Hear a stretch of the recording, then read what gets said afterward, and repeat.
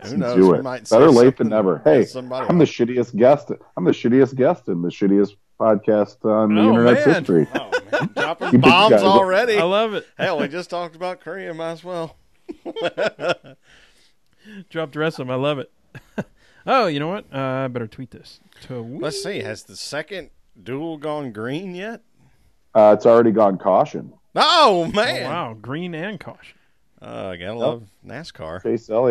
Chase Elliott wrecked Eric Jones, and Larson, DiBenedetto and Larson got wadded up behind it.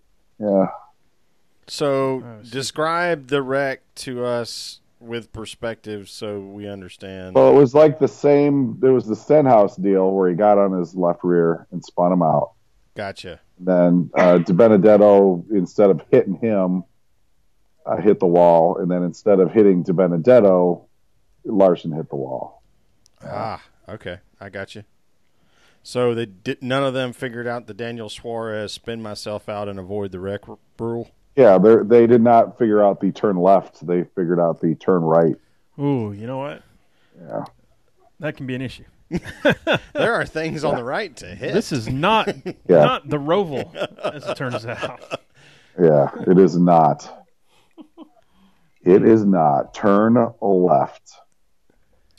Well, we the show notes are pretty skimpy. Pretty succinct. Yeah, We figured today. you'd be Hey, long-winded, and we would too. You guys could just say, why don't you talk for a while, and I'll just go. Yeah, exactly. It's the shortest notes that always produce the longest podcast. So I'm never like Oh, yeah. worried When about I it. see like 10 lines of notes, I'm like, oh, this is an 85-minute podcast. That's right. Every time. So with that, let's see. We got a few people on. We got people watching. Carl and Beast. Beast is always a number one on He's the dialed deal in. here. And BC Carl 88. Who you gonna root for now, BC Carl? What's the story? Talk to me. Talk to me. Maybe he's sticking with Alex Bowman. I love it. I would love that. That would be super cool. Maybe he's a Matt Crafton fan. Matt Crafton. That I could mean, be it as well. I'm no apologies. Or maybe he Matt Crafton changed fan. it specifically for the Xfinity race because Chase is racing the 88 in the Xfinity race. Could be. I like it. All right.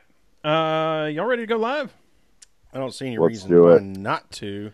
Cone, you might remember from last time when I'm on Skype, it might cut you out for like the next minute or so while we're doing intros and all that mess. So you'll see. I'll just hang. All right, man. Let's see, Patrick, Raja. All right, Raja. Let's get this thing kicked off. Let's get it started. Here we go. We're recording now.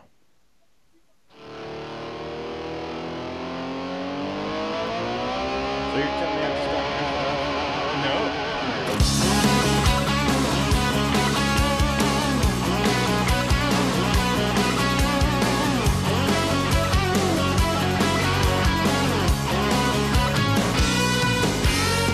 Talladega to Daytona, Bristol, Charlotte, it's a normal we are NASCAR. Welcome, y'all. That's right. This is the Pregame Engineer Tailgate Mayor Racing Podcast, episode number 134. It's Thursday, February 15, 2018. I'm Tailgate Mayor Rusty Wallace in the PETM Podcast studio with Pregame Engineer Andrew Sherwin. What's up, dude? We are overly appreciative of everybody that's paying attention live on the YouTube because we know there is NASCAR racing happening right now. Oh, man, I just got goosebumps. There's NASCAR racing going. We got NASCAR racing coming. We're super stoked about it. Before we get to it, this podcast is sponsored by you. That's right. You go to patreon.com/PETM. Join the What You Drinking Club for as little as $1 a month. Get that free koozie. Best part is, every cent in 2018, we're donating to sponsored drivers. Join the PETM Posse today.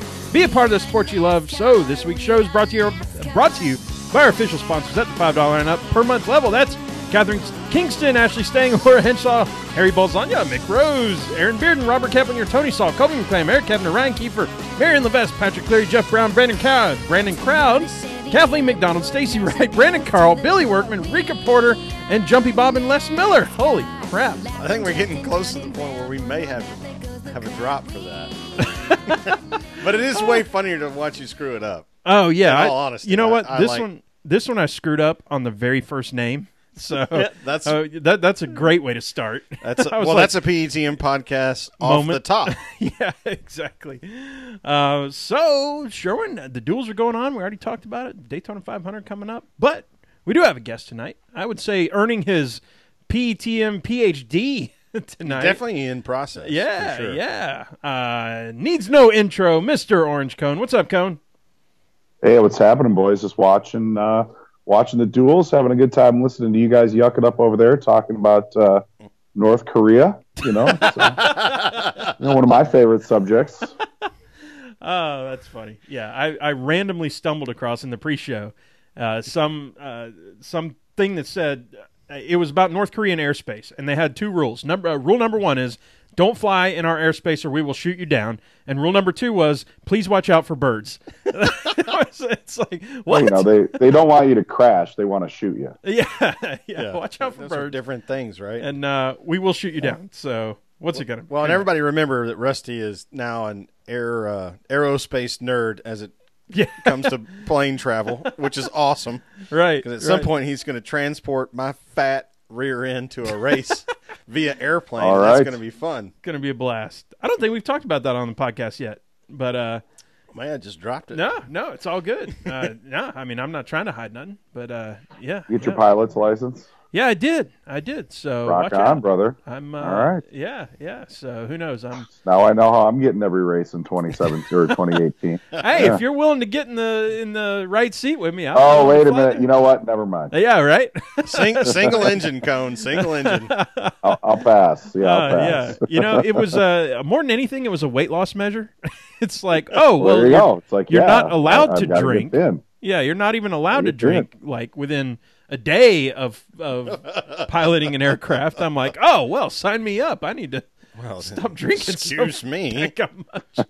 But yeah, good times. Cone, before we get too far, what you drinking tonight? Diet Coke. Diet Coke. There it Diet is. Coke. That's as hard as it gets for me, boys. You don't want to see me on anything stiffer than that. Or do we?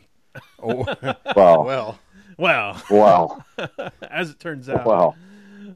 Sherwin, what do you got tonight? You said you brought something a little different. Oh yeah. So I got. I saw this packaging. You know, I like green packaging when it comes to beer. True. It's called Noonday. It's an India Pale Ale. Shocker, right? Shocker. Sissy beer for anybody out there named Clyde that's paying attention tonight.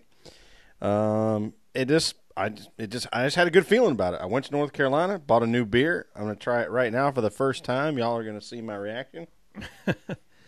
You reacting? How is it? Damn good beer. Nice. Damn good beer. Nice. It's foaming up a little bit, but Just a it'll tick. stay tame. It calmed itself right Good deal. now. Good deal. So for Valentine's Day, And then what about you? the old lady a got fun me jar over there. some of that Oh, old I'm gonna smoky need Tennessee some of those. moonshine with cherries in it. I'm going to need some of those cherries. Oh, absolutely. Yeah. There's like 80 proof cherries. But I mean, not obviously not that, but I mean, hell, the whole bottle's the liquor's 100 proof. These cherries might be 80 proof. Oh, my goodness. Well, looks Oh, like you good got deal. a tribute to the winner of the Clash over there, too, hiding behind. A little bit. Yep. The The cold classic. White Miller Light with Brad Keselowski representing deal. Mm-hmm. So, you know how it is. With that, you know what? Let's get the paperwork out of the way here, right quick. It's episode number 134. Let's talk about car number 34. How about that? We'll get it kicked off. Most races in the 34 car. I did not know Wendell Scott had 469 races Pretty impressive. in the 34 or period, with as much crap as he had to go through. Cone, any thoughts on Wendell Scott? Well, how about it? He had one victory, and he was not awarded the trophy on site. You know, it was a massive security threat back in the day. I forget. I believe it was Junior Johnson they gave the trophy to on the racetrack, but Wendell won that race. And hey, NASCAR Hall of Famer Wendell Scott, 470 some races in number 34, and number 34 just moved up to third place in Can-Am Duel number 2 as we record this. Good run by Michael McDowell as we get ready for the 500 on Sunday. But you know, I was a big Wendell Scott fan. I know he got a lot of help from a lot of the big names in the sport back then. You it was a much different time, a much different era back then, particularly in the South. In many of the regions that NASCAR ran, it wasn't easy to be a black guy. And Wendell was out there running and doing everything he could to get to the racetrack. And a lot of guys, you might not have been able to openly help him, but they were certainly making sure that he had the tires and the parts and the pieces that he needed to go race. And, it's good to see that he's part of the NASCAR Hall of Fame as well. So. Reading about him, because I had chosen him as a spotlight driver. I mean, well, we've also got David Reagan with 109 races and 1 win. We'll talk about him here in a second, Sherwin. Chris Buescher, obviously, with the win there in the 34 with 42 races. But yeah, so going and just reading about Wendell Scott, and I've read all this before, and then you just go, I don't know, it's something about the second or third reading of it, and things start to hit home or start to sink in, I guess, of how. Like you said, not even given. This is 1963, and he's not even given the trophy on site. Yeah. That type of stuff. That's nuts. And we might make fun of certain top brass in NASCAR, but Bill France had a lot to do with breaking that barrier and just saying, nope. Wendell Scott's for real. He's a NASCAR driver, and he's going to be treated like one. And there was one story of one of the tracks just not even paying Wendell Scott. Like, we're not going to pay you. And Bill France. And that happened all the time. Yeah. And Bill France all the time. Pulled out his wallet and paid him right out of his wallet and said, here you go. I'll go figure out the rest. Like, that is so awesome. I mean, not awesome in terms of like what the situation was, but Bill France recognizing that, like, that's how we progress as a sport. We have to figure out how to be more accepting of people. Wouldn't it be who want to great race. if 10 years from now, Bubba Wallace is an accomplished driver, and there are 2 or 3 other young black drivers that have made their way up the ladder, and it's just not something that we ever even have to talk about. That's what we want to get to, is to where we have drivers of color, drivers of other backgrounds, female drivers, Asian drivers, whatever. We want them to just be race car drivers. That's what we want. And, that's all Wendell Scott ever wanted. Candidly, that's all Danica Patrick ever wanted. She's obviously has used the marketing power behind herself to promote the fact that she's a female. She's needed to do that. But, at the end of the day, all she's ever wanted to be was a race car driver.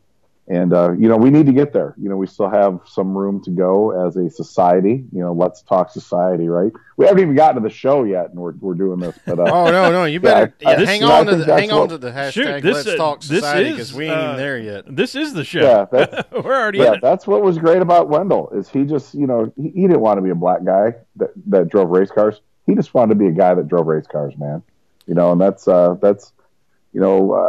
It was very progressive of Bill France back in the 60s to treat him as such. And, I like to see, I see a lot of this stuff in, it's maybe behind the scenes. We don't really see a lot of it. The Drive for Diversity program, there might not be a lot of drivers that we see getting the opportunities at the upper levels. I mean, Bubba's done it. Kyle Larson's done it, but we see a lot of crew guys that are making their way up. That's how it's going to have to be. You're going to have to start at the grassroots and grow your way up, and it's good that it's happening. I totally agree. I remember seeing when Casey drove for Red Bull in the 4-car, he had a black tire changer, and I was like, hell yeah, that's awesome. Because I knew what it was leading to. It was getting into that path we're in now, that 7 years later, that like we're getting athletes. We don't care what they look like. Right. We want athletes on pit road, because that's what it takes to go fast. And the same thing with Danica and Bubba, and look back to Wendell. We don't want the adjective to be describing sex, sexual preference, or race. We want the adjective to be hard-nosed, a-hole, or super fast, or whatever adjective it is before race car driver. We don't want it to be describing race, sex, or sexual preference. Sure. Or like me, handsome. All right. Well, okay. We'll let him have that. I'm sure that would help out.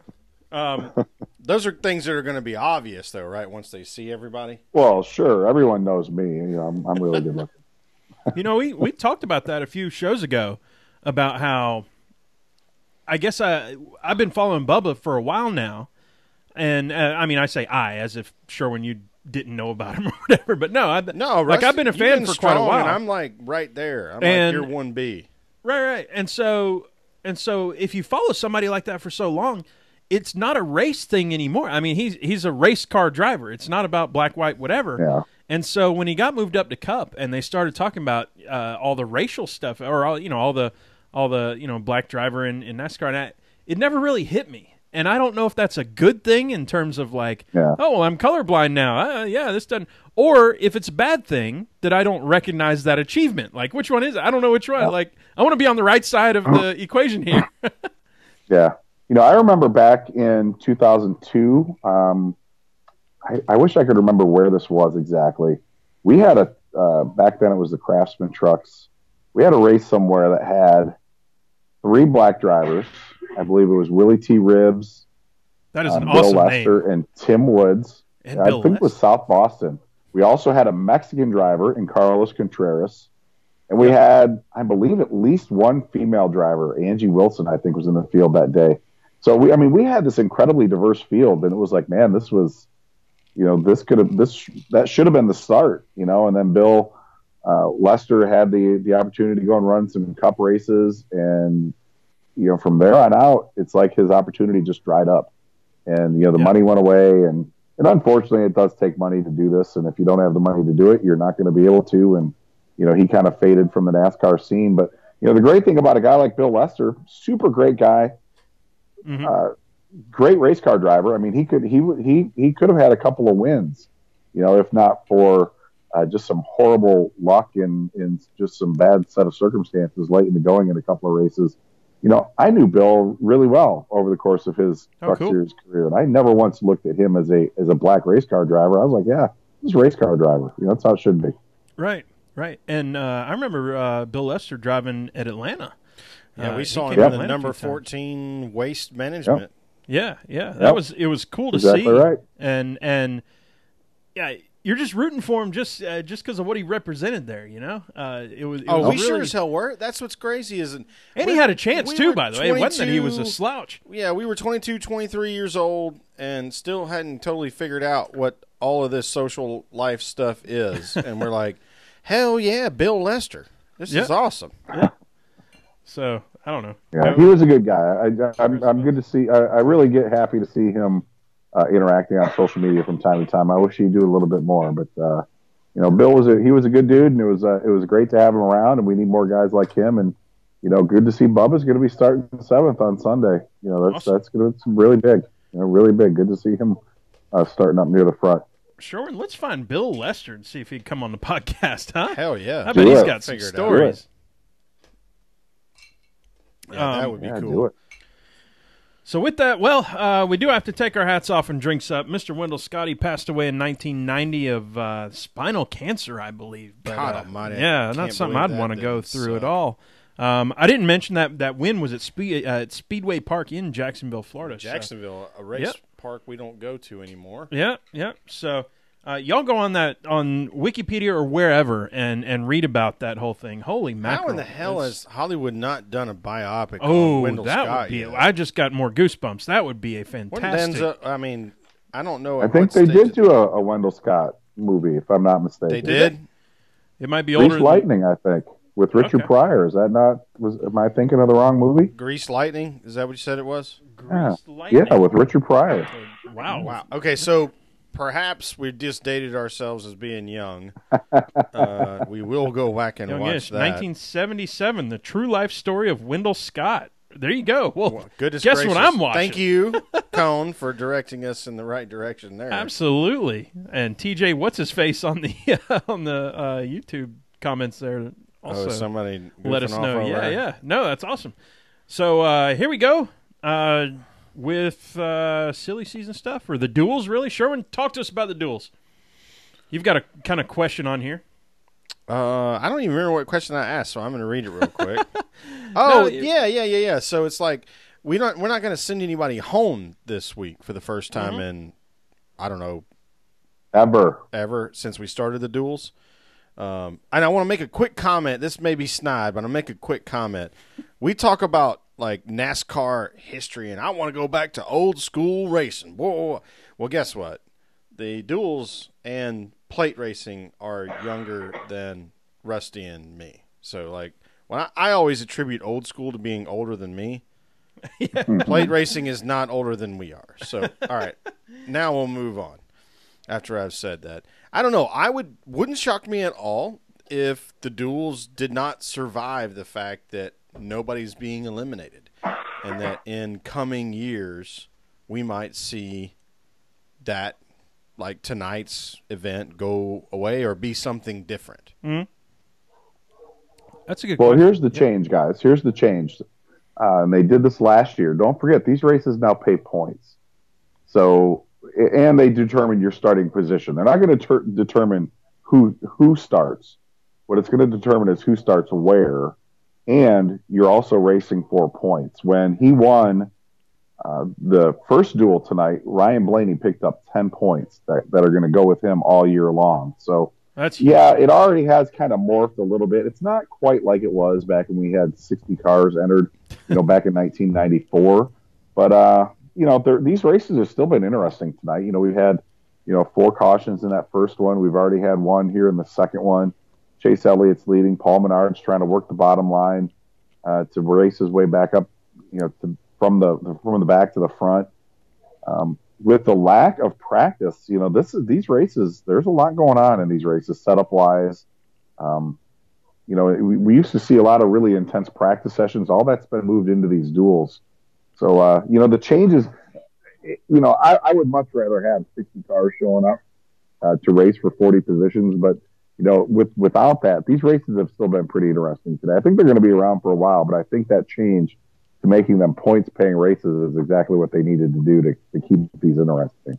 That's a great point. The points thing, it made these huge, I guess, in terms of making a difference on the season. Because if you just have it as starting position, I mean, how important really is starting position at Daytona? Well, how important really is your primary not car? That important. If you wreck in one of these. I think the only reason that it's important is if you get crashed early. That's where you look at it and go, well, geez, maybe I should have ran a little harder on Thursday. But, you could start 36th with a good car and be in contention to win in the final 100 miles. So it's not like it's that crucial. But, you want to get that good pit stall. You want to be true up near the front of the field as much as you can on Sunday. You don't want to have to – unless that's your strategy is to just drop to the back and ride around. I think you want to go to the front and stay there. You're seeing some guys run really hard to get back up to the front here today. They do want to be up near the front, at least when the race starts on Sunday. But, it's not like if you don't finish in that top 15 and you start 36th, it's not like your day is done like it might be at Martinsville. Right. You can make it happen from the back. Well, not only make it happen, I feel like at the super speedway, you can make it happen within, 5 laps? And, okay, well, now you got 182 left. Yeah. Who knows what's going to happen. If you get with the right group of cars and you can get up to the front really quick. Yeah. And you make a good point about, the guys dropping in the back and stuff. I recall, I think Hendrick, and it's specifically Jimmy Johnson, maybe 3-4 years ago at this point, decided to do that strategy and then, never caught back up. It was a weird... Yep. Junior did too. Yep. Yeah. The sort of the Hendrick Well, thing. so I posed that thought or question or whatever you want to call it because I feel like anybody that knows the sport decently has been paying attention the last few years could argue either side of the coin. Like if you flip heads and said, I want you to argue for why the duels matter, or it lands on tails, I want you to argue for why the duels don't matter. I think we could all probably do that. And so I just wanted to sort of juxtapose that a little bit. Sure. Yeah, I think you're right on that one. In one hand, these races tonight are totally meaningless. No one's going home. There's no qualifying drama. It's just determining who starts where. But on the other hand, you do have points are on the line. You are testing a setup that you haven't been on the racetrack with since qualifying, so you haven't had any happy hour practice or anything like that. You don't know how your car is going to run in traffic. And, racers are racers, man. You give them a checker flag to chase, and they're going to go for it. So, I think I like the fact that they pay points now. I wish that this is something that they had always done. I would even maybe argue that these should be official points paying races altogether, where a win counts as a win, so, just kind of add to the drama. But, it would definitely add to the drama if this was like a win counts as a win. Now, a win does count for that playoff point, though, right? Don't we get 10? I don't think they get the playoff point. Okay. You do get 10 regular season points. Yes. Okay. Which still is a big deal. Still a big deal. So if it lands on tails, the argument I would offer, Cone, is, you get to learn a lot, but what's the value of that car? Like you spent, and it's an impound race, and we were racing at night. We're going to race the Daytona 500 in the day. What are we actually learning? Well, that's why Alex Bowman put the parachute out and went to the back. There's nothing that says you have to go out there and risk your car, especially when there's, no real, you're going to be in the race. So, if starting position doesn't really matter that much to you, why risk it? If I was a Matt Benedetto and I knew that my primary car was way better than my backup car, I might not have put myself in a position to where I got crashed on lap 12 of my dual race. I think I might have been kind of riding around the back there in the first part of that race, kind of letting it come to me and see what happened.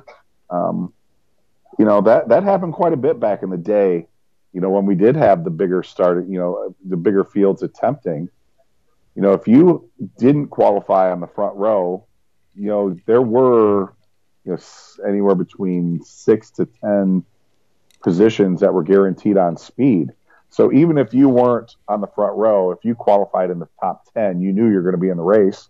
So why go out there and risk tearing up your race car on Thursday? A lot of those guys would just bring it right to the garage and say, you know what, I'll gladly start 32nd, knowing that I'm going to be in the show with my primary car, then go out there and tear it up and have to start 40th in my backup.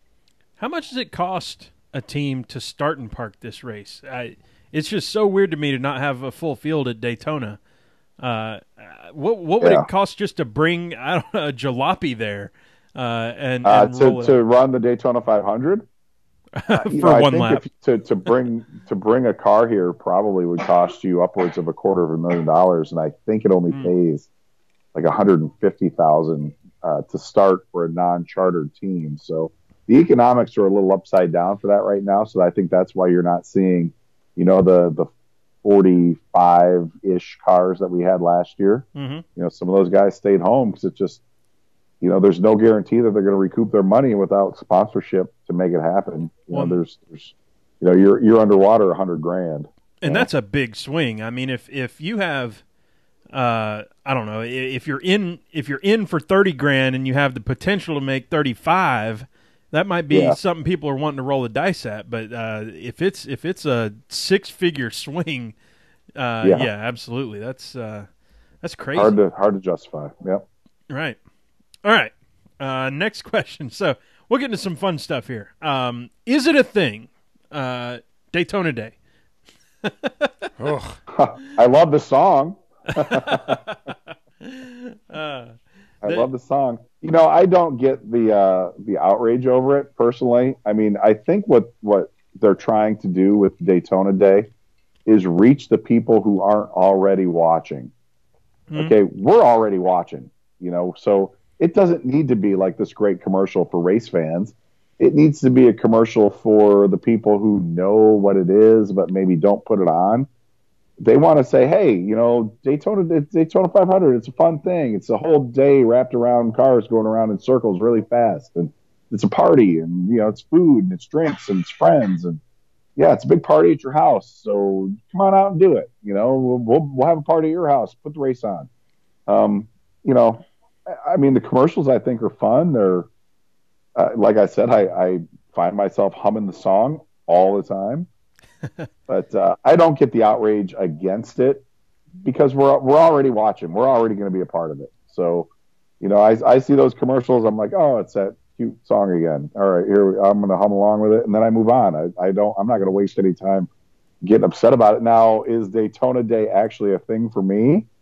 I mean, maybe not the way it's portrayed on TV. I don't have an inflatable pool filled with chocolate pudding in my why not in the house? Just well, yeah, Excuse why not? me, That's sir. the problem. I need to speak for yourself. But My boy Blue. yeah, I mean, it's, What Sorry about that. Sure, we're just Sorry. threw the brakes on. So, do you have any Daytona 500 traditions? Like, is there anything that you do every year, or is there a party or anything like that, or is it just kind of low key? one of the things that I always like to do, and I've been doing this since I was a young cone, is it's one of the races that I will put on the television and put the volume down and listen to on the radio. Have the radio call interspersed with the television broadcast. Yep. I've done it since I was a kid. No real reason why I've done it.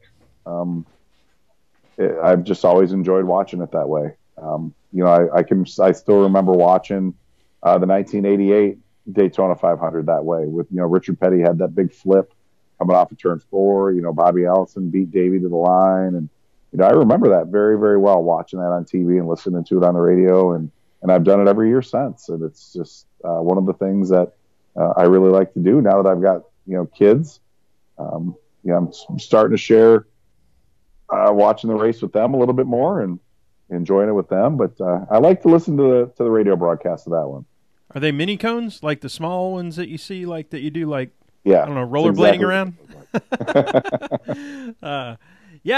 And that's one thing about radio that I've sort of found out, because I think over, I don't know, the last 8-10 years watching college football games for Georgia Tech that we're big fans of and all that, is I love to mute the TV and put on the radio. And I think having done this show, I've come to realize that a lot of that maybe is because in radio you just can't have any dead silence. You can't have anything. Yeah. So you're getting so much information. You're getting all this play-by-play. So even the stuff that you may not see going on the TV, they're just 100 miles an hour talk, just to fill the space and to give you that mental picture of what's going on in that race or, in that football game or whatever.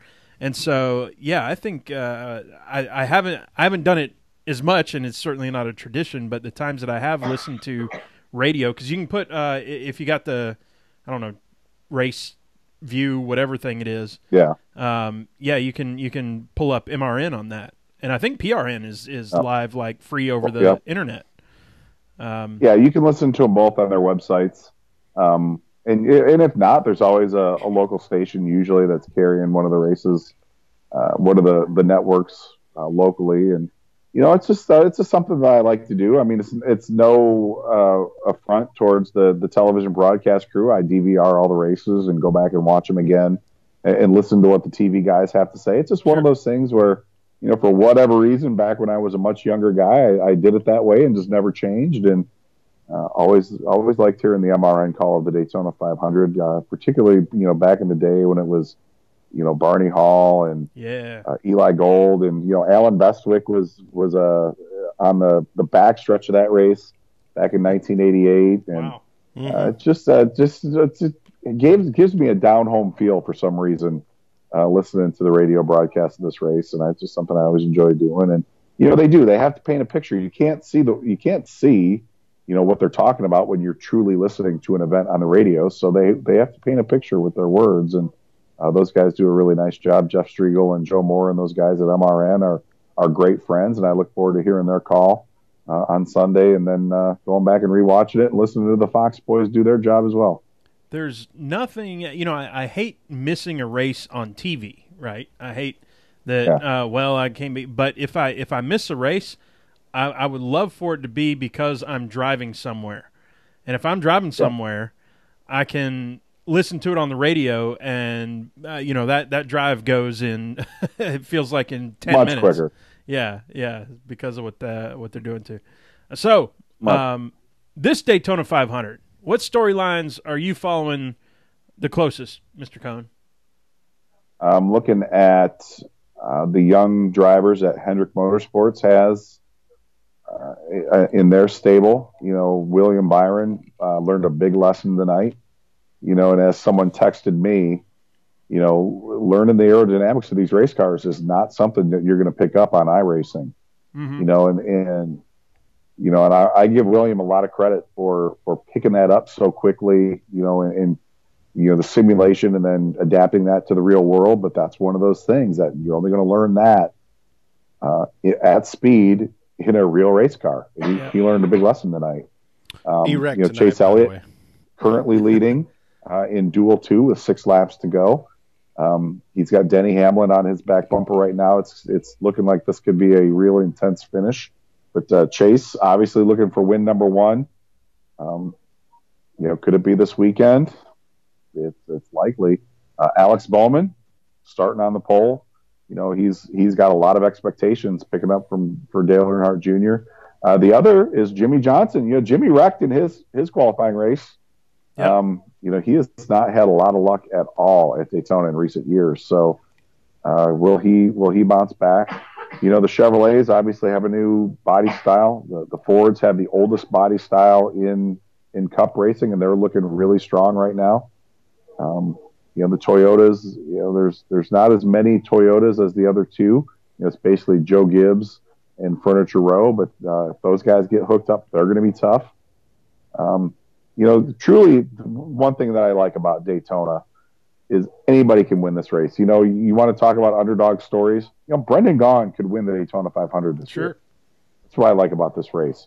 There are 40 drivers and 40 legitimate stories of drivers that can win. So for me, the I don't know, the big story or the big feeling that I have right now is the old guard versus the new guard, and it's not that that's a point of contention necessarily. Although Kyle Busch kind of made it one not too long ago, which was hilarious. By the way, very funny.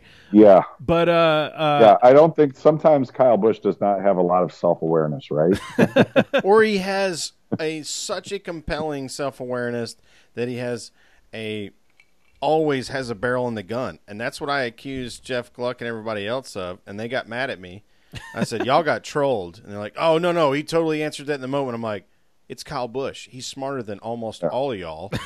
He probably had a bullet in the gun. That's a good question. I don't know the answer to that, possibly. But Kyle Busch trolling people, I totally see that happening. Yeah, that's what I'm saying. Like, I want there to be two veins to this other than just people picking on Kyle Busch for going after young guns. I think he did it for a reason. I think it's working already because we're talking about it. Everybody else is talking about it. Sure. But yeah, so to me, it is that. It's the and I don't know at the end of this if you're going to even be able to draw a conclusion because the Daytona 500 is so, like you said, anybody can win it. So if it's Chase Elliott and whoever Morgan Shepherd at the end. Yeah, I'm trying to think. Youngest guy I can think of, and oldest guy I can think of. Morgan Shepherd. Well, right now down there on skates. Chase Elliott coming to the white flag with Kevin Harvick on his back bumper. Right. And Paul Menard's jumped up to third. Clint Boyer's in the mix. Eric Jones. So you've got a great mix of young guns, journeyman drivers, experienced drivers. Everything here in this top 5. Denny Hamlin trying to race his way back into it. I think. If you want to talk about that storyline, there are some guys that, who would have thought that Kevin Harvick is now, the grizzled old veteran, But yeah, he's been around for 18 years at the Cup level, right? And I think when we get into this, 5 years from now, a 20-year Cup career is going to be considered to be long. I don't think a lot of these guys are going to stick around for 35 years like Bill Elliott did or Richard Petty did. It's going to be more like a Jeff Gordon, just around 20, 25 years and you're going to be done. So, by the way, Chase Elliott won duel number 2 here over Kevin Harvick. All right. Clint Boyer and Kyle Busch. So wow. there you have it. Okay. Love it. Well, the siren is going off in Dawsonville, Georgia. We're going to reach out to Gordon the Dawson Perkle. pool room. Gordon Perkle Jr., and I don't know what the grandson's name is, but I bet it's Gordon I hope Perkle it's the Gordon third. Perkle the third. Yeah, Mark sure. Thompson, by the way. Mark Thompson finished 18. Well, okay. All right. And if you're wondering who Mark Thompson is, everyone is. Yeah. You and everybody else. Sherwin, your storylines. What are you looking at? On this note, now that we've already got excited about Dawsonville, I'm going to switch over to the trucks real quick and be super excited about Spencer Davis running a KBM truck tomorrow night out of Dawsonville, Georgia. Well, that's super cool. So, he's got backing in the Elliott camp. But what's his story? The pool room's already said they're going to ring the siren for him. Oh, too. hot damn! Yeah. All right. So I just wanted to throw that in there since we had the Dawson tie-in and we're Georgia boys. That's and all cool. that good Keep stuff. talking about what's his deal? I really don't know much Okay. about him. I just knew that he was going to get. He's going to be in the either the 54 or the 18. I can't even remember. Like he's got a legit ride with KBM. KBM, which means he's got a legit chance to win races next year. Well, that's cool. Cone, what do you know? About trucks, I think we're going to be looking at Thorsport going to Ford. That's going to be it looks to me like it's going to be a seamless transition. They've been really strong today in practice. KBM obviously is always going to be tough. Noah Gregson, I think, is going to be a serious threat to win the championship this year. The GMS trucks are going to be really solid. Johnny Sauter is the championship contender. I think Always. Justin Haley is another guy you're going to have to look at. The truck's my favorite division. Honestly, they have been since they started.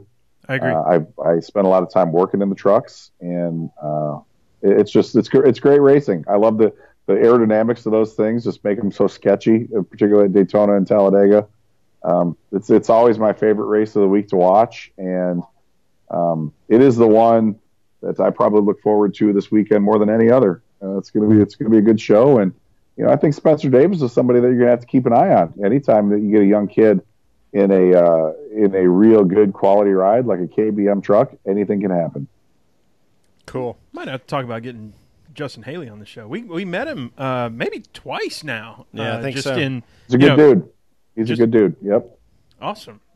That's in the times that we've met him, it seemed like that. Humble, but I don't know. All I did was shake hands with him like twice in a meet and greet sort of thing. So, we'll see what Atlanta holds. He's very confident in his abilities. Very confident in his abilities. Well, that's good. He's a good dude, man. I've always enjoyed being around him. Very fun guy. He would be a great guest. Hope you guys can get him. Awesome. Yeah, I'll work on Spencer Davis too. Obviously, yeah. for the local. Well, we want to do. I think I already mentioned to the Dawsonville pool room that I'd like to do Spencer Davis or one of the Elliots in either the museum or the pool room, and I haven't really. Don't have a lot of traction yet, but I'll work on it. we'll figure that one out. I tend to get traction as it goes, which is fine. So one of the I'll switch gears here. One of the USA Today articles that just came out, they interviewed a few folks, a few of the drivers, talking about how to improve really the season as a whole in terms of that the whole 36 races, grueling season. We only get 3 weeks off, et cetera, et cetera. Kona, I don't know if you're able to read that, but one of the things, or among the things they talked about, was like rotating the final race among different venues, which is something that I don't know how much traction that's going to get, but boy, if we could, first off, I think we'd have to move it back from where it's winter in most of the U.S. And have it end, well before that, or maybe even end before baseball. September, right, end before the World Series, and then at that point, you can race anywhere, and to make it more like a Super Bowl sort of thing where it's somewhere different every year. Oh, championships in Atlanta this year, dude. We got to go. I just got goosebumps again. Is that the third time this? Sherwin, if it was like championships in Atlanta this year, I feel like that'd be a sold-out show every year. What do you think, Cone? I like the theory of doing that, but I think in practice it's really hard to do. These dates are locked down by public corporations You're right. that, are responsible to shareholders. It would be really hard to do. I think there are some things you could do with the schedule to liven it up. I really think that every short track race that we have should be a Wednesday night show. It should be a one-day show. Yes. That was in that Practice in the article morning, too, yeah. qualify in the afternoon, and race at 7 o'clock on a Wednesday night.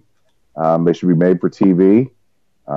There isn't a short track. I mean, every short track we go to either has lights or can be lit very easily. Now they can, yep.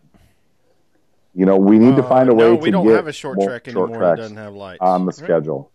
Yeah. I think Martinsville is the only one that doesn't have permanent lights, but we can bring them in. No, they are super lit.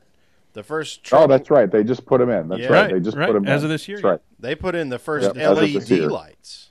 Oh, yes. That's right. That's only right. has So they lights, are super lit. Has the fanciest. Yeah. So, I think that would breathe a lot of life into the short track part of the schedule because, really what other sports are happening on a Wednesday night throughout the summer, and I think the same should go for the Xfinity and the trucks. They should be running their short track races on Wednesday nights throughout the summer. It should be every Wednesday night you've got a different NASCAR short track race, whether it's Xfinity, trucks, or Cup somewhere. That would be big. And that way it would either free up some weekends or allow you to consolidate the schedule. I mean, we're doing it this weekend. We raced last Sunday. We're racing on Thursday tonight, and we're racing again on Sunday. It can be done. It can be done. I'm totally with you 100%, especially in that really weird stretch where baseball is really the only thing going on, and baseball has 81 home games. Like, you got plenty of opportunity for maybe a 5 or a 6 week stretch from late June to early August. Let's have one of those series run a race on Tuesday, Wednesday, or Thursday night, and maybe do both. Right. Like have trucks run on a Tuesday night and Cup run on a Thursday. Or you could do, how about this? You could do an Xfinity truck doubleheader, twin 150s or something like that. There's, you really have to start thinking out of the box. That's why the Eldora race works so well, is it's something that we have never done before. It's got qualifying heat races, a last chance race, and a 150-lap feature, and it's all on a Wednesday night. That's why that works. It's the only one like that on the schedule. I think if you went to a place like Michigan and instead of running one 200-mile event, you ran twin 100-mile events, both of them paid championship points, first to 32nd. And, I think it would be a game changer. Instead of seeing one race, you saw two for the price of one. I think it would add a tremendous amount of value to that weekend, or any weekend were you to do that. So you have to start thinking out of the box. You have to start trying some different things, and you have to be willing to take a swing and miss every now and then, because not every one of these ideas is going to work. I like that, kicking it old school too with the heat stuff and doing that. What if Darlington did that? The thing about heats is, I think at the truck level, it seems to have worked quite well. Obviously, we loved our experience at Eldora, and we loved the TV experience. But once you start getting in a little bit more expensive range, like not a little bit, a lot of bit more expensive range with Xfinity and Cup, you can't eliminate cars and sponsors. They just don't. They won't want to be there. You mean there's a chance I don't make this race because I cut a tire? Nah, that ain't happening. Yeah. That's why we're at 40 cars for Daytona, because they have to get the exposure. Yeah, that's exactly why. That's why we went to the charter system. We don't. These guys don't want to be sending anybody home, but that's why it does work in the trucks. It's not like you want to be sending a truck team home, but the budgets aren't quite as big, and the $30 million sponsor, you don't have to justify quite as much to them if you miss a show. Right. 100%. Drink. Sherwin, I think it's time to make picks for the first time in 2018, and I've brought the guy up. Y'all might have heard me accidentally bring him up a moment ago, but here he is to bring us that.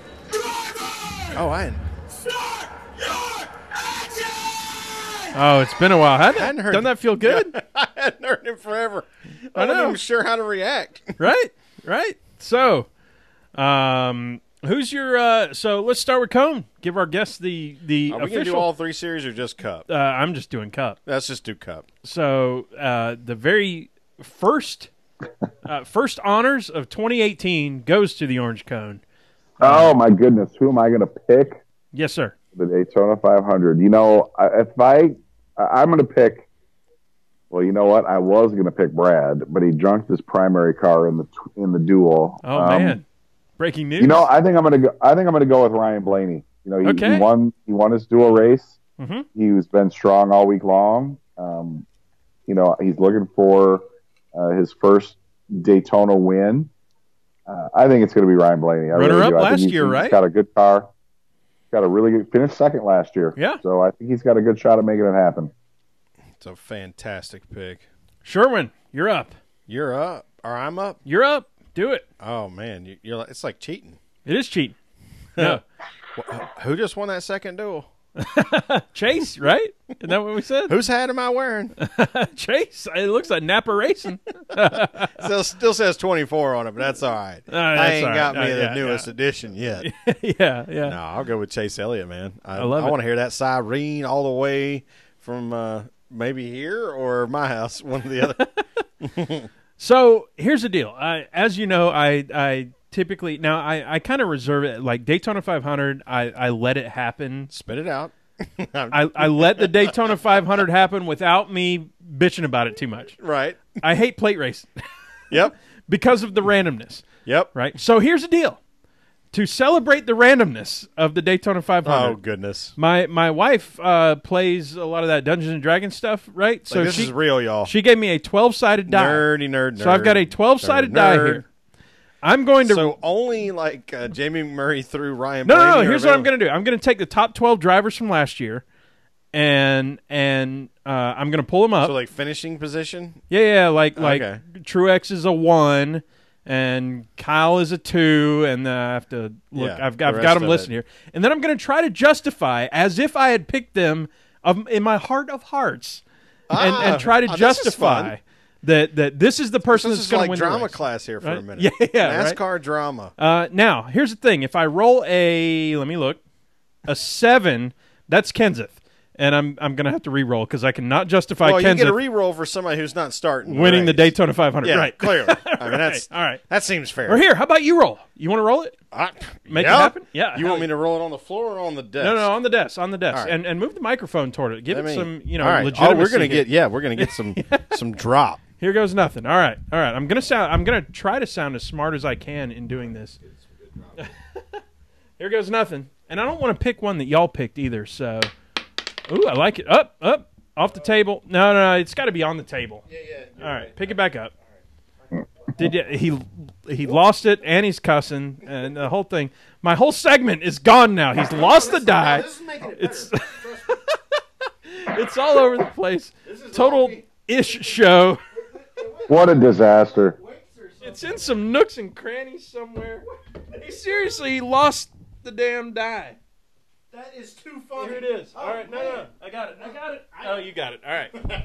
All right, I'll drop it. That was serious. That was not planned. No, that's super funny. This is the right. PETM podcast. All right. All right, I'll drop it a little bit. All right. Do it. Yeah, go for it. Don't roll a 7 though, because that's Kenseth. What is it? 5. 5. All right, let me look. No, that's Chase Elliott. I can't. Oh, you already.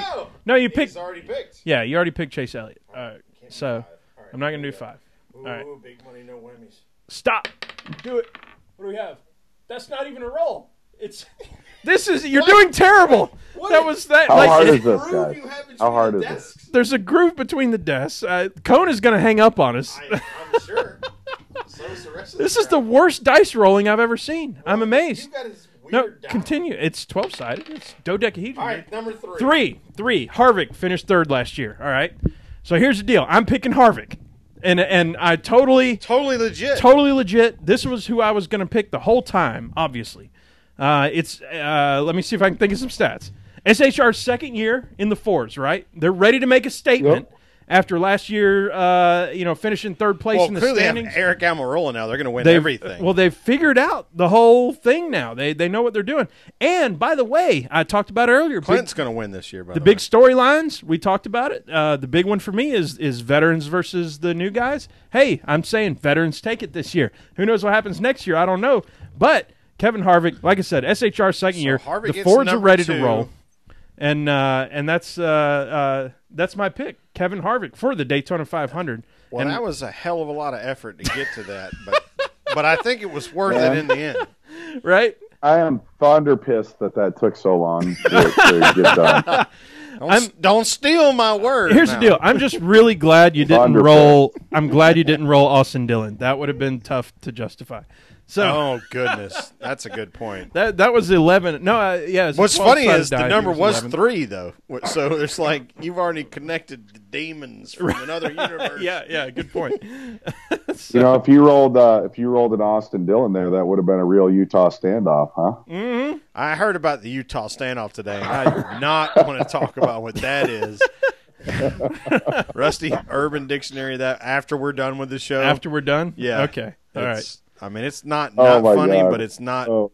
We can't do. Yeah. I think with Austin You Dillon. cannot talk about this on the air, guys. And with me not knowing what it is, I'm like, okay, yeah, Utah deal, standoff, whatever. No. We got to look it up. It's horrific. Okay. All right. Hey, Rusty, if it matters, I think you would win. Oh well, all right, appreciate it.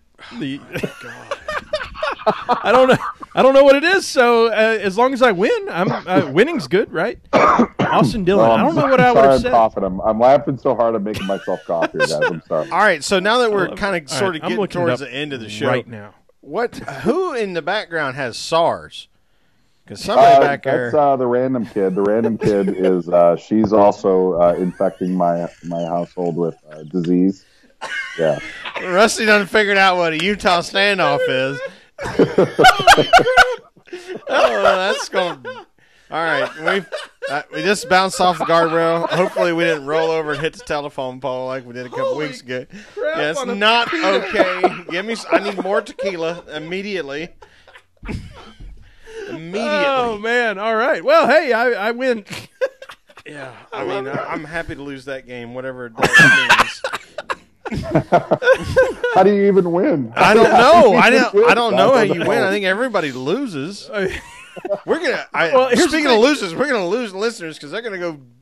They're gonna go that that up up and go, what and in the hate us? absolute cuss word? You know what? All right, boys. I'm really sorry. We won't talk about it anymore. All right, I'm sorry. I'll say this: there was clearly defined rules for who wins and loses. Yeah, there actually were. It's not okay. This is not okay. Oh, this is how it all goes down. I need a shower immediately. This is how it all goes down. You're right. Was there anything we missed on the show sheet, or we just polishing No, up the show? I don't know. I was trying to figure out what I would have said about Austin Dillon. Oh, we still have to do this strange with staying. It would have been something like, I'm trying to think, what would you have said? Like, well, it's all about being there at the end. And Austin Dillon, he's well, you don't want to be there at the end of a Utah standoff. That's all I can tell you. We gotta park that thing. That's a starting park. We gotta get that thing in the garage immediately. Oh man! I gotta take my glasses off again and wipe it down. That's funny. I love it. All right, people are gonna be really mad at this. Stranger staying, as if be really mad. As if we weren't already deep. Oh in the ditch. yeah, I mean that's part of it. I guess deep in the ditch at the almost 1 hour mark. If you're scared of something really strange, don't go anywhere near Urban Dictionary. Okay, yeah, just as a general warning. Where'd y'all find out about this crap? By the way, how do you know this? That's what I asked somebody else today. I don't want to talk about this, guys. I don't want to talk about it. Good times. All right, with that.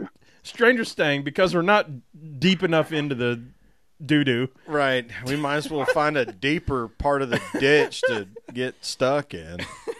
Oh, I'm looking forward to this. All right.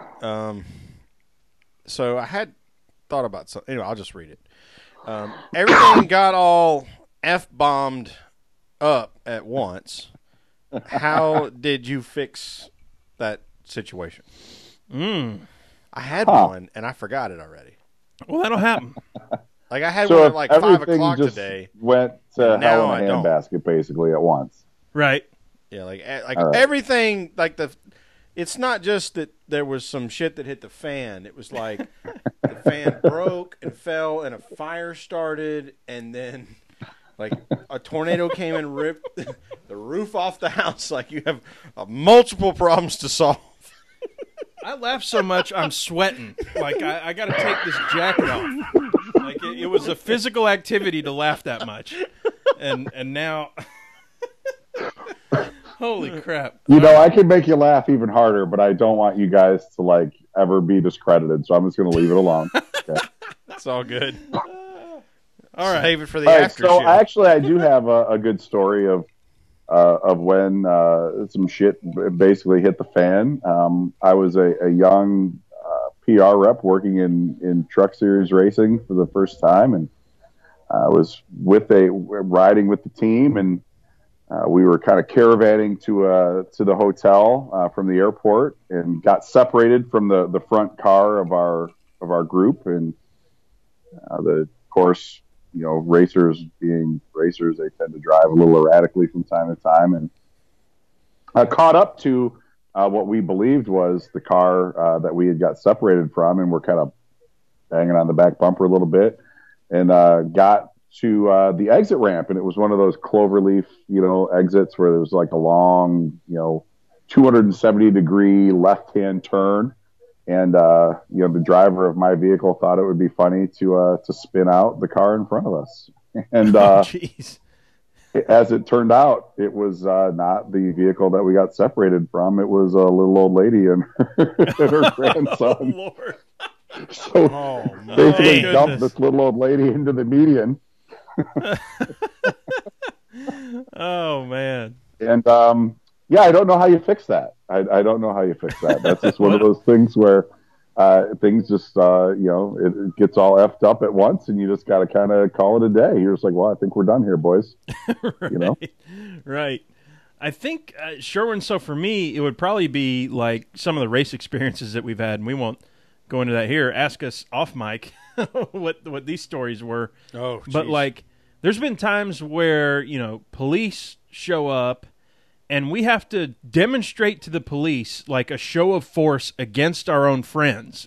Like, this guy is so drunk that story. that he's doing stuff, Holy and smokes. he's in a bad way, and we're gonna punch him in the face, or we're gonna like be really upset at him on behalf of making sure that because everything's effed up. The way that we're gonna fix it is actually turn against our own friend. He doesn't even know it. He's so blackout drunk anyway. But that's when we'll it's do. good. Right. So how do we fix it? We almost you kind of drama fake turn on your own people as a display of force to you almost have to one up it, They're like, "Well, I'll arrest you." You're like, "Well, I'll beat him up. How about that?" Right, you're just playing You're like, cards, all right. Well, if you beat him up, then I'm not going to arrest him. Like, okay. So you punch him in the face and you're done. Yeah. Punch him. Yeah. So Or slap him in the face. I'm trying to think of the perfect, like, the actual story with all the details, but I don't necessarily have that. But I think there's plenty of stories of getting the damn truck stuck in the creek, and then like having to walk 2 miles to get the bulldozer to go get it out. If that's like you ran into everything's effed up and now you got a problem to solve. Oh yeah, I got 3 rescue vehicles stuck in mud one time. That was fantastic. Yeah, Rusty and I have both had that story, and we were not together right in the same place. 2 different stories. So I had a great example. That I just completely lost. Like, I at 5 o'clock I should have written it down, but I don't have it anymore. But there's a ton of like, oh my God, how did this go? Oh my God, now we're in trouble. Stories. Well, we got my down truck on the farm. Yeah, we got my truck stuck in the field one time, and then so we drove the rescue Ford F-250 4x4 out there and proceeded to get it stuck, and then drove the mule out there thinking, well, it's a little lighter. We'll No, it got stuck too. And then the farmhand guy rolls by laughing his ass off at us all sitting there with 3 vehicles with 4 tires. Like there were 2, 4, 6, 8, 10, 12 tires spinning in the mud. And he's funny. laughing, and he comes out there with his tractor and just I brings us all out in the was chain. playing So, coy there, but I remembered the one that for me that was like the most completely effed up, and it's long enough ago that I think I can just tell it, and it doesn't like it's not going to matter. Like, no, I don't think anybody's going to get upset with me, but I got really hammered one night. Well, you don't say. But no kidding, right? And this was the sabbatical days, the ranch days that I romanticize about. And I drove up to work thinking if I slept on the floor of the office, there's no way I'll be late. And I woke up like sidewards in the ditch. And I mean in the ditch. Like, I got out and looked at it, and, like, the night maintenance guy was like, I don't know what you're going to do here, but you need to fix this before the morning. And I'm like, all right, I got a couple options. I got keys to the office, so I only got the keys to the tractor, and I had chain. Problem was, I was so drunk, I didn't know where the long chain was. I only knew where the short chain was. So, got the car hooked up to the tractor, and I pulled it out the ditch. But when I got it up on land, like on pavement, it was like 2 feet off the ground. Like, well, there's no way to release the chain when it's under that much stress. Right. I'm like, how in the F-bomb. I was like, it's gonna work. Problem solved the hell out of this. I backed it over into like a hill to de-weight the car so I could get the chain off of it. Mm-hmm.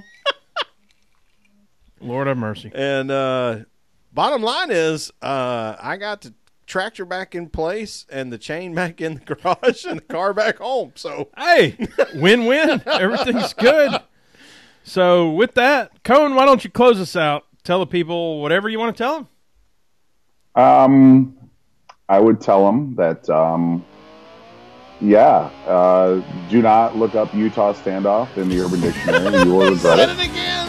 God almighty. But yeah, no, have a great racing weekend. It's going to be a great Daytona 500. As always, I appreciate you having me on, and I look forward to next time you guys are hard up for a guest. I look forward to you calling me again. Oh, love it. Well, y'all know where to find us. PETMpodcast.com, at PETM Podcast on the Twitter. We've had a blast with Mr. Cone, and I am personally wishing you all a happy Utah standoff. Sherwin. Well, at least you didn't say Daytona Day. All right, so here's the deal, y'all. What's worse? A Utah standoff is better than Daytona Day, really? Clearly. Wow. Clearly. Wow. There you go. So, y'all, here's the thing. If you're listening via iTunes, please go give us a rating and a star. And if you want to put a 1 like that one jackass did, that's fine, too. Follow me on Twitter at Pregame Engineer. Follow Rusty at Tailgate Mirror. Follow us. PETM Podcast. Just Google search it. You can find it everywhere we're at. All right. We'll talk to y'all next week. Thanks for hanging out. Woo, whoop!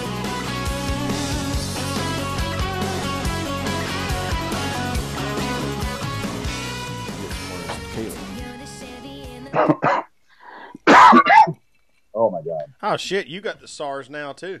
Oh, man. I made myself laugh so hard I'm coughing up a lung over here, guys. I'm sorry. I did that as soon It had to sound as terrible. we're still I live. hope everybody that listens has a sense of humor. 'Cause Still if they go live over on the YouTube. our Urban Dictionary, that they're going to be like, "What the?" Oh my God! We saw that the other day, and we were laughing and laughing and laughing. And it's like, how would you ever come up with such a scenario where this would happen? I mean, why would you need to do that? Why would you need? It had to have been an excuse for something. Like someone walked in and they're like, "What are you doing?" Clearly, wait a minute. Hold on, it's a game. Yeah, it's a game. right. I'm very happy that cherry. I was very happy that I was innocent to what that meant, so that I could say it That did make it better. without reservation. And now knowing what it means, like I'm not even going to say it like to people who don't know what it means. Like yeah, yeah. So, well, anybody that's willing to go to Urban Dictionary and look it up is probably going to be okay with it. Like in terms of like not not okay with the thing, but okay. I know. And anybody who's not okay with it, well, let me tell you, I've been unfollowed by Dale Earnhardt Jr. people, so feel free to click the unfollow button. I don't care. You know what? Should we name this episode the Utah Standoff? Do it. Actually, would be pretty fun. I will absolutely not do that. I'm scared that like I was going to support you, but I'm at the same time like no. Oh no, I don't think we should. With that, y'all. Just remember, it's only a definition of a thing on Urban Dictionary. It's not. We don't. This isn't an activity that anybody supports. It's probably not even real, but. It's probably people not write even some real. funny and ass if it shit is, on it's Urban obviously Dictionary. something that, yeah, it's not something I can imagine anybody would have like really wanted to do. Oh, I love it. And folks on the YouTube, Beast and Carl and some other folks saying that they just looked it up, just like me. So everybody gets to be shocked in the same. Manner. Yeah, they're all going to be like, what the? Yeah. What? Why? Oh, my God. Folks on YouTube, thank you for joining. It's in there for retarded. Oh, we love y'all. We'll catch y'all next week, too. We're going to close down the YouTube. But it's been a blast. It's been a real Utah standoff. Real Utah. Not been a blast. Oh, snap. I love it. We'll see y'all later.